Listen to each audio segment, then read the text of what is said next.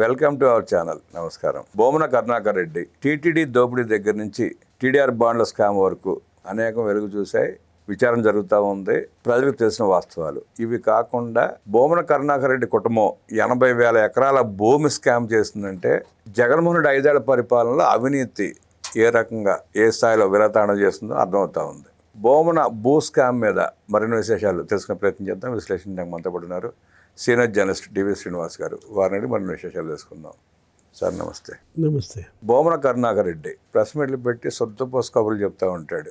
ఆయన 80,000 ఎకరాలు భూ స్కామ్ చేశాడని చెప్పి నిన్న వార్తలు వచ్చినాయి. ఎట్లా చేస్తారు సార్ స్కామ్ని? అంటే భూమన కరుణాకర్ రెడ్డి కాదు, బకాసుర్ రెడ్డి. బకాసుర్ రెడ్డి మొన్న స్వర్ణముఖి మింగాడని, ఆ నది మొత్తం ఒక 15 ఎకరాలు కబ్జా చేశాడని ఆయన భార్య రేవతి, ఆ కొడుకు అభినయ్ రెడ్డి పేరిట రిజిస్ట్రేషన్స్, 250 కోట్ల విలువైన భూమి, మామిడి తోట, అసలు ఫెన్స్ వేసేసేయటం మొత్తం. ఏది తను ఎమ్మెల్యేగా, జగన్మోహన్ రెడ్డి ముఖ్యమంత్రిగా నరేగా ఫండ్స్తో లెవలింగ్ చేయించటం, గ్రావెల్ దోలించటం, ఫెన్స్ కట్టడం. అది ఎక్కడ తిరుపతిలో, అక్కడ స్వర్ణముఖి. అంటే ఒక చిత్తూరు జిల్లా, తిరుపతి జిల్లాయే కాదు కడప జిల్లా కూడా మింగేశారు అన్నట్టుగా. అంటే వీళ్ళది అసలు స్వస్థలం కడప, అక్కడి నుంచి మైగ్రేటెడ్, రాజంపేటకు మైగ్రేటెడ్ అండి. అక్కడి నుంచి ఏది తిరుపతి కూడా అతని స్వస్థలం కాదనమాట. ఆ నందలూరు అక్కడ ఎవరు, ఆ రాయచోటి సుబ్బన్న అనే అతను కొడుకు వెంకటరమణ కంప్లైంట్ చేశాడు.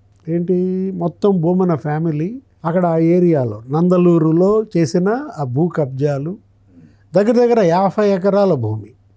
అదేంటది, ఒకే పార్సెల్, అది పోరంబోకు, డీకేటీ శ్మశానం కూడా కలిపేసుకున్నారని.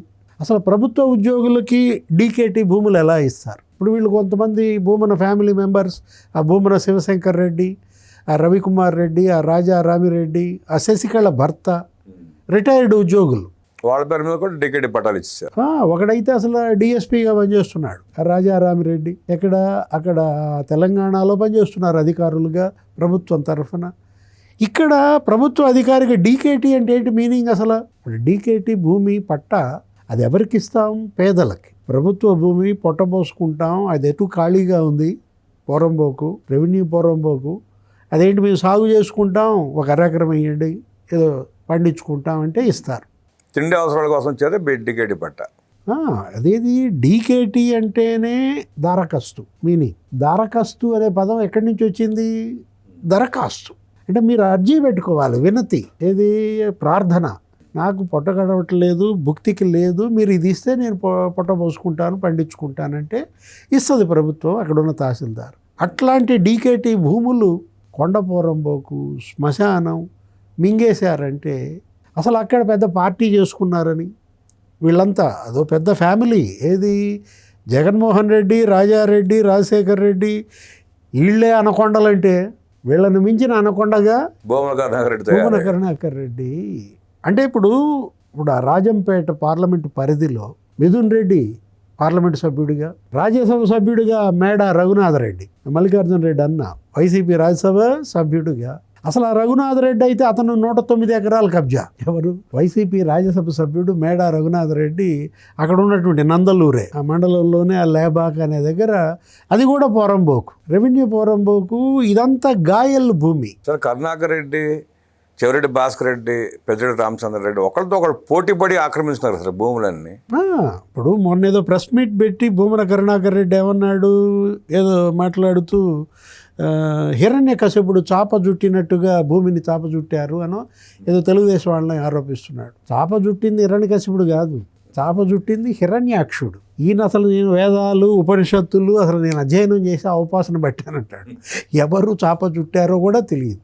అంటే హిరణ్యాక్షుడికి హిరణ్యకశిపుడికి తేడా తెలియదు అనమాట. నువ్వు కదా హిరణ్యాక్షుడివి. ఇప్పుడు పెద్దిరెడ్డి రామచంద్రారెడ్డి, లేకపోతే మీరు అన్నట్టు చెవిరెడ్డి భాస్కర్ రెడ్డి, భూమన కరుణాకర్ రెడ్డి, వైవి సుబ్బారెడ్డి, మొత్తం తిరుపతి 4 దిక్కుల 4 చోట్ల ఇవాళ వాళ్ళు మకాం వేసి, అటు బుగ్గమఠం భూములు. ఆ రోజు పెద్దిరెడ్డి రామచంద్రారెడ్డి, ఏంటి నువ్వు ఎందుకు ఆక్రమించావు, అవి బుగ్గమఠం భూములు కదా అంటే, నాకు తెలియకుండా మా తమ్ముడు కొన్నాడు అని ద్వారకానాథరెడ్డి మీద దోస్తాడు. అంటే 4 ఎకరాలు కొన్నారు, మరి 7 ఎకరాలు ఎలా ఆక్రమించావు? మొత్తం 12 ఎకరాలు ఇవాళ అక్కడ అతని అధీనంలో బుగ్గమఠం భూములు. అదేమంటే గోశాల కట్టా అంటాడు, గుడి కట్టా అంటాడు. అక్కడే వైసీపీ కార్యాలయం కూడా కట్టారు ఆ భూముల్లోనే. హతీరామ్జీ మఠం ఉంటుంది, దానికి 10,000 కోట్ల ఆస్తి ఉంటుంది రామబ్రహ్మ గారు. కానీ వాళ్ళకు వచ్చే ఆదాయం ఎంతో తెలుసా? సంవత్సరానికి 10 లక్షలు. వాళ్ళ భూముల విలువ 10,000 కోట్లు.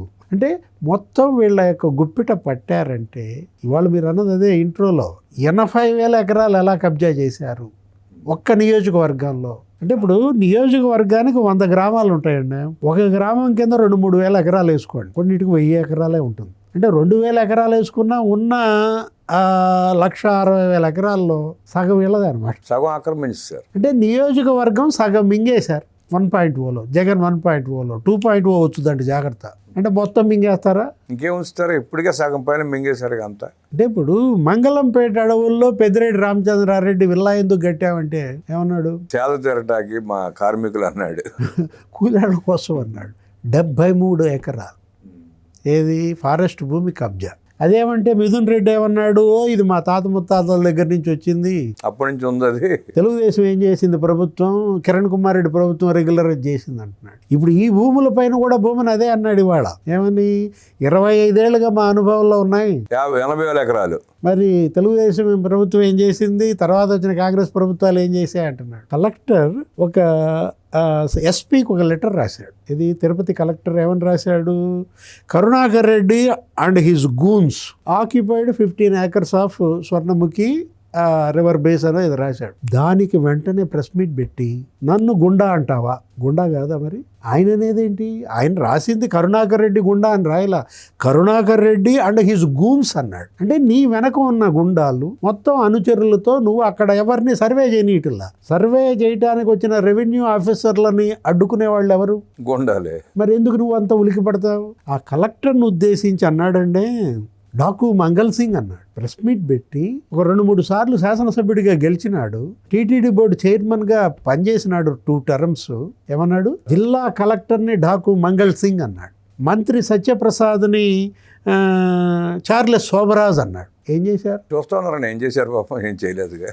అంటే కలెక్టర్ని డాకు మంగళ్ సింగ్ అని ఒక బందిపోటుతో పోలిస్తే కేసు పెట్టరా? అరెస్ట్ చేయాలి, కేసు ఇమ్మీడియట్గా అరెస్ట్ చేయాలి. కలెక్టర్ అండి అతను, first citizen of the district magistrate. ఏది న్యాయమూర్తికి ఎన్ని, జడ్జికి ఎంత పవర్లు ఉంటాయో అప్పటికప్పుడు ఎవరిని అరెస్ట్ చేయమంటే ఆయన అరెస్ట్ చేయాలి. ఇంతవరకు ఆ కలెక్టర్ ఎందుకు స్పందించలేదు? అందుకే రెచ్చిపోతున్నారండి వీళ్ళు. ఆ కలెక్టరు అతని పైన కేసు పెట్టాల్సిన బాధ్యత లేదా? అంటే ఇవాళ కరుణాకర్ రెడ్డి అన్నాడు, రేపు మొత్తం జిల్లా అంటుంది నిన్ను మంగళ్ సింగ్ అని. ఆ మంత్రిని చార్లెస్ శోభరాజ్ అంటారు. ఓకేనా? ఐపీఎస్లో జగన్మోహన్ రెడ్డి తిట్లు మొదలుపెట్టగానే ప్రతి ఒక్కరు తిడుతున్నారు వైసీపీ పార్టీలో పోలీస్ ఆఫీసర్లు. ఇంతవరకు కలెక్టర్లుగా దేశ చరిత్రలో ఇంతమంది పనిచేశారు. అవినీతికి పాల్పడిన వాళ్ళు ఉన్నారు, జైళ్ళకి వెళ్ళిన వాళ్ళు ఉన్నారు. వాళ్ళని డాకు మంగళ్ సింగ్ అని ఎవరన్నా అన్నారా? ఇప్పుడు శ్రీలక్ష్మిని ఏమంటాం, పూలందేవి అనొచ్చా? ఆమెను కూడా విమర్శించాడుగా భూమన కరుణాకర్ రెడ్డి. అంటే వాటాలకో తేడా వస్తే ఎవరినైనా విమర్శిస్తాడు. ఏది? నీ విగ్గు ఖరీదు 50 లక్షలు, ఇన్ని విగ్గులు మారుచుద్ది, ఇన్ని లక్షల ఖరీదు 11 విగ్గులు ఉన్నాయి. శ్రీలక్ష్మి చీరల గురించి కూడా మాట్లాడాడు. 50 చీరలు ఉన్నాయి, అసలు ఒక్కొక్క చీర ఖరీదు 5 లక్షలు. అంతా అతను చెప్పిన దీని ప్రకారం శ్రీలక్ష్మి భూమన కరుణాకర్ రెడ్డి జోలికి వెళ్ళా, కేసు పెట్టలా. సరే, వాళ్ళు తోడుదంగలు. ఇప్పుడు ఇవాళ తిరుపతి కలెక్టర్ కేసు పెట్టాలి కదా. అసలు ఈ భూ కబ్జాలన్నిటి పైన ఒక సిట్ వేయాలి, ఒక అసెంబ్లీ ప్రత్యేక సెషన్స్ పెట్టాలి. జగన్మోహన్ రెడ్డి 5 ఏళ్లలో జరిపినటువంటి భూ కబ్జాలు ఒక్క నియోజకవర్గంలో 80,000 అన్నారు. మరి 175 నియోజకవర్గాల్లో ఆ లెక్కను చూస్తే ఎన్ని లక్షల ఎకరాలు భూ కబ్జాలు అయ్యాయి? మామూలుగా మొన్నటిదాకా 20 లక్షల ఎకరాలు ఆక్రమించుకున్నారన్న కానీ దీని లెక్క చూస్తా ఉంటే 40 లక్షల ఎకరాలకు పైన పోయాడు. ఇప్పుడు ఒకటి ఇక్కడ అతను ఎవరు? రాజంపేట ఎమ్మెల్యే ఆకేపాటి అమర్నాథ్ రెడ్డి. అతని పేరు కూడా వచ్చింది దీంట్లో. ఆకేపాటి అమర్నాథ్ రెడ్డి అతనే స్వయంగా తన భార్య పేరిట రిజిస్ట్రేషన్, డీకే పట్టాల ఇళ్ల స్థలాలు ఇచ్చినవి కూడా ఆక్రమించుకున్నాడు ఆయన. అరే ప్రభుత్వ భూమిలో బీసీలకు ఇళ్లు కట్టిస్తున్నా అన్నాడు, బీసీ కాలనీ అన్నాడు, పట్టాలు ఇచ్చారు. తర్వాత ప్రభుత్వ నిధులతో ఇళ్ల నిర్మాణం జరిగింది. మొత్తం ఇళ్ళు పూర్తయినాక ఇప్పుడు కాలనీ బీసీ కాలనీ కాదు, ఆకేటి కాలనీ అయిపోయింది. ఆకేపాటి జ్యోతి కాలనీ, మేడం పేరిట రిజిస్ట్రేషన్. అక్కడ ప్రభుత్వ భూమిలో టీటీడీ కళ్యాణ మండపం కడుతున్నామన్నారు. ఆ భూమిని టీటీడీ పేరిట రిజిస్ట్రేషను చేసినాక కానీ నిధులు ఇవ్వకూడదు. కానీ ఏం చేశారు? సుబ్బారెడ్డి చైర్మన్గా నిధులు ఇచ్చారు, కళ్యాణ మండపం కట్టారు. కట్టినాక ఎవరు దాని ఓనర్? ఆకేపాటి అమర్నాథ్ రెడ్డి, జ్యోతి మేడం. ఇదంతా పేపర్లో వచ్చినాక ఇప్పుడు రాస్తున్నారు ఏది టీటీడీకి దాన్ని. అంటే ఆకేపాటి జ్యోతి, ఆకేపాటి అమర్నాథ్ రెడ్డి, అసలు ఎన్ని ఇందాక చెప్పాను మేడ రఘునాథ్ రెడ్డి, అంటే మొత్తం మిథున్ రెడ్డి పోని. మిథున్ రెడ్డి తల్లి పేరిట ఎన్ని ఎకరాలు ఉన్నాయి? అదే పెద్దిరెడ్డి భార్య స్వర్ణ మేడం. అది ఇన్వెస్టిగేషన్ చేసి చూపించినట్టున్నారు కదండి, ఎన్ని వందల ఎకరాలు ఆక్రమించుకున్నారో, ఫారెస్ట్ ల్యాండ్ ఆక్యుపై చేస్తుంది కూడా అన్ని సిట్టు విచారణ జరిపింది కదా. ఆశ్రయం రేణుగుంట విమానాశ్రయం మధ్యలో వీళ్ళకి పట్టా వచ్చింది. మరి వాటి మీద చర్యలు తీసుకుంటాయి కదా సార్, మిగతా వాడు భయపడేది. చుట్టూ ఏర్పేడు పారిశ్రామిక వాడ, మధ్యలో 7 ఎకరాలు పట్టా వీళ్ళకి, పెద్దిరెడ్డి స్వర్ణ మేడం. అంటే భూ సంస్కరణల చట్టం వీళ్ళకి వర్తించదా? ల్యాండ్ సీలింగ్ యాక్ట్ వీళ్ళకి పనిచేయదా? అసలు రామచంద్రారెడ్డి పేరిట ఎంత ఉంది, మిథున్ రెడ్డి పేరిట ఎంత ఉంది, ఆమె స్వర్ణ మేడం పేరిట ఎంత ఉంది, మిథున్ రెడ్డి భార్య పేరిట ఎంత ఉంది? అంటే వీటన్నిటిపైన ఒక స్పెషల్ ఇన్వెస్టిగేషన్ టీం ఏమంటుంది. అందుకే ఇప్పుడు ఇవన్నీ బయటకు వచ్చాయి, ఫైళ్ళు తగలబెట్టారు. ఆ మదనపల్లి ఫైల్, ఆడెవడో తుకారాం పెద్దిరెడ్డి పిఏ అంట పారిపోయాడు, పట్టుకొచ్చినట్టున్నారు. అతను ఎవరో మాధవరెడ్డి, అతను అనుచరుడు అంట, పారిపోయాడు, పట్టుకొచ్చారు. సరే అరెస్ట్ చేశారు, జైలుకి వెళ్ళారు, బెయిల్పై బయటికి వచ్చారు. అంతే సరిపోతుందా? దీనిపైన ఒక ప్రత్యేక చర్చ జరగాలంటోంది. అదే అసెంబ్లీ సమావేశాల్లో ఆ 5 ఏళ్ళు జగన్మోహన్ రెడ్డి హయాంలో జరిగిన భూ కబ్జాలు. జవహర్ రెడ్డి మనకు తెలుసు, భోగాపురం సిఎస్గా పనిచేసిన జవహర్ రెడ్డి భోగాపురం ఎయిర్పోర్ట్ చుట్టుపక్కల 800 ఎకరాలు కబ్జా చేశాడు. ఇప్పుడు కూడా 30 ఎకరాలకి బెదిరింపులు పంపిస్తున్నాను, కబుర్లు చేస్తున్నాయంట, మాకు హ్యాండ్ ఓవర్ చేయాలి మీరు అని. కూటమికి సంబంధించిన ఒక మంత్రి పేరు చెబుతున్నారంట. ఆ రైతు నరసింహరాజు అన్నాడు, నన్ను తీసుకెళ్ళి నా మంత్రి దగ్గరికి, ఆయనతో మాట్లాడుకుంటే ఆయనకైతే ఇస్తా అన్నాడు. దెబ్బకిళ్ళు పత్తాలేరు. అంటే అప్పట్లోనే ఆ భూమి విలువ 2,000 కోట్లు అన్నారు. ఇప్పుడు దాని విలువ 20,000 కోట్లు అయి ఉంటుంది. ఎకరం భూమి అక్కడ 10 కోట్లు 15 కోట్లు పలుకుతోంది. అంటే 10,000 కోట్ల రూపాయల విలువైనటువంటి దోపిడీ జవహర్ రెడ్డి ద్వారా భోగాపురం చుట్టూతా జరిగిందని మూర్తి యాదవ్ చెప్పాడు, జనసేన కార్పొరేటర్. వీటన్నిటిపైన అటు ఉత్తరాంధ్ర కావచ్చు, ఇటు రాయలసీమ కావచ్చు, ఎవరెవరు ఎక్కడెక్కడ ఎంతెంత భూమి, ప్రభుత్వ భూమి వైసీపీ నాయకుల హస్తగతమైంది. దానిపై విచారణ జరపాలి, ఒక ప్రత్యేక కమిషన్ వేయాలి. సార్ కమిషన్ వేసి సమగ్రంగా విచారణ జరిపిస్తే రెవెన్యూ డిపార్ట్మెంట్లో సగం మంది లేచిపోతారు ఎంప్లాయీస్. వాళ్ళు ఎలా పోయినా మనకు అనవసరం, రికవరీ చేయాలి. ఏది ఆ భూమిని మళ్ళా మొత్తం ప్రభుత్వ అధీనంలోకి తీసుకోవాలి. భూమి లేని నిరుపేదలకి పంపిణీ చేయాలి. ఎవరు? ఎస్సీలు, ఎస్టీలు, వాళ్ళకి కదా డీకేటీ ఇవ్వాల్సింది. ఒక్కొక్క ఎకరం చొప్పున ఇవ్వండి. కోర్టుకు వెళ్ళి మరి స్టేలు తెచ్చుకుంటున్నారు కదా సార్, విచారణ జరగకుండా కోర్టుకు వెళ్ళి స్టేలు తెచ్చుకుంటున్నారుగా. అది ఇవాళ కోర్టులు కూడా దీనికోసం ప్రత్యేక కోర్టు పెట్టండి. ఏది దానికోసం మనం అంటోంది అదే. ఈ భూ లావాదేవీలన్నిటి సత్వర విచారణకు ఈ 5 ఏళ్లలో జరిగినటువంటి ఈ ల్యాండ్ గ్రాబింగ్స్ పైన ఒక ప్రత్యేక కోర్టు పెట్టాలి, ఒక ప్రత్యేక కమిషన్ వేయాలి. అసలు దీనిపై చర్చ జరపాలి అసెంబ్లీ వేదికగా. అసెంబ్లీలో జరగాలి, ప్రజలు కూడా చర్చ జరగాలండి. రెవెన్యూ మంత్రినే అతను చార్లెస్ శోభరాజ్ అంటే చీమగుట్టినట్టు లేదా? జిల్లా కలెక్టర్ని అతను డాకు మంగళ్ సింగ్ అంటే మీకు అసలు ఏమీ రోషం లేదా? అవే బిరుదులు అనుకుంటున్నారేమో వాళ్ళు. దురదృష్టం.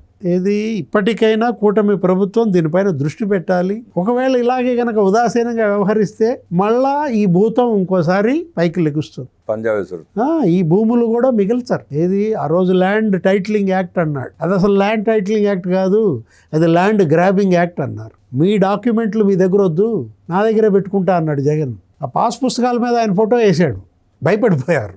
ఇదేంటి, మా తాత పేరు, ఆయన ఇచ్చిన భూమి నాకు ఉంటే ఆయన ఫోటో ఉండాలి, లేదు నా పేరిట ఉంది నా ఫోటో ఉండాలి, జగన్ ఫోటో ఏంటి నా పాస్ పుస్తకం మీద? అంటే ప్రజల అదృష్టం బాగుండి కూటమి వచ్చింది, కానీ నిజంగా మళ్ళీ జగన్మోహన్ రెడ్డి గెలిచినట్టయితే నా భూమి నా హక్కు అనేవాడు అండి. పాస్బుక్ అంతా నా పేరు మీద ఉంది, నా ఫోటో ఉంది, నాదే అనేవాడు. అదేమంటే నా ఎస్సీ, నా బీసీ, నా ఎస్టీ అంటాడు. దాని అర్థం ఏంటి? పైకి అంటాడు. దాని అర్థం ఏంటి? ఎస్సీలు కాదు, నా ఎస్సీల భూమి నాది, ఎస్టీల భూమి నాది, బీసీల భూమి నాది అని. అంటే భూమి నాది అన్న పక్కున నవ్వు అనేది పద్యం ఉంటుంది. ఏది భూమి గనక నాది అని గనక సంబరపడితే ఆ భూమి మనల్ని చూసి నవ్వుద్దట. ఏది ఎందుకని? పోయేది మనం భూమిలోకే, చచ్చిపోయిన తర్వాత మనల్ని ఎంత కావాలా? ఎవరు? కరుణాకర్ రెడ్డికైనా అదే, పెద్దిరెడ్డికైనా అదే, లేకపోతే మిథున్ రెడ్డికైనా అదే, చెవిరెడ్డికైనా అదే, జగన్మోహన్ రెడ్డికి కూడా ఆయన ఏమి 10 అడుగులు లేడుగా మనిషి, ఆయన ఇంకా తక్కువేగా. ఆయన హైట్ ఎంత అనేది మనకు అనవసరం. కానీ మళ్ళీ లేనిపోయింది నా బాడీ లాంగ్వేజ్ షేమింగ్ అంటాడు. ఇక్కడ ఏంటంటే ఈ భూ కుంభకోణాల పైన ఆ రోజు సమారియా మదనపల్లిలో 2 రోజులు మకాం వేస్తే ఆ ఫైళ్ళు తగలబెట్టినప్పుడు హెలికాప్టర్లో వెళ్తే 2 రోజులు ఉంటే 3,323 దరఖాస్తులు వచ్చాయి. మా భూమి కబ్జా, మా భూమి కబ్జా అని. ఒంగోలు వెళ్తే 1000 వచ్చినాయి. ఇక వెళ్ళటం మానేశాడు. ఎందుకని ఇక దడుచుకున్నారు. ఈ దరఖాస్తులు ఇవన్నీ మనం పరిష్కరించలేము అనుకున్నారో ఏమో. ఇప్పటికీ ప్రజావేదికల్లో అవే కంప్లైంట్లు అండి. దీనిపైన న్యాయం చేయాలి. ఎందుకంటే ఈ ప్రభుత్వాన్ని తెచ్చుకుంది భూ బాధితులు. ఇప్పుడు భూ బాధితుల ప్రభుత్వం మీది కాబట్టి బాధితులకు న్యాయం చేయండి, బకాసురుల్ని శిక్షించండి, భూమిని స్వాధీనం చేసుకోండి. జగన్మోహన్ రెడ్డి ముఖ్యమంత్రిగా ఉన్నప్పుడు జరిగిన భూ దోపిడీ మీద సమగ్ర విచారణ జరిపి తక్షణం వారిని శిక్షించి ప్రభుత్వ భూమి హ్యాండర్ చేసుకోకపోతే ప్రజలు అశాంతి రేగి ప్రభుత్వం ఇబ్బంది పడే పరిస్థితి వస్తుందంటూ విశ్లేషించిన డివి శ్రీనివాస్ గారికి ధన్యవాదాలు తెలియజేస్తున్నాం.